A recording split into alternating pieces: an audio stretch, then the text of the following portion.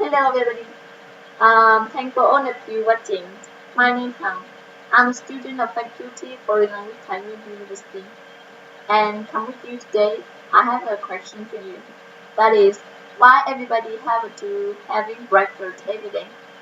To answer this question, I will show you in my presentation.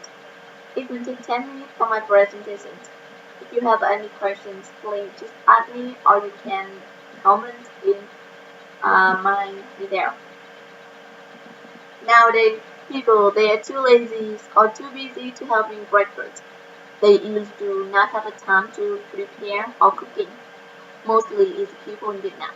Students or children, they go to school to study with some card candy, cake, snacks, or all of this food is not good for the health. The reason, the reason to this is because it is because people in Vietnam were too acquainted with it. It becomes a habit and hard to give up because they think that breakfast is not neat or it will not having any effect. But the fact that breakfast is the most important thing in the day. You can eat a little bit or have a simple lunch, but after all night spend almost the energy to your sleep, you must eat enough to the morning to work well. Many people think if they not have a breakfast, they will not have a big effect. Actually, the scientists shows us it's a lot. You having breakfast, not having breakfast, you will be tired in a long time.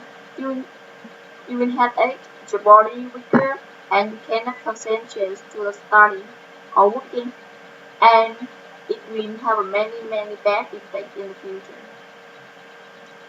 People like a trees, they need a water and fertilizer to grow up and develop.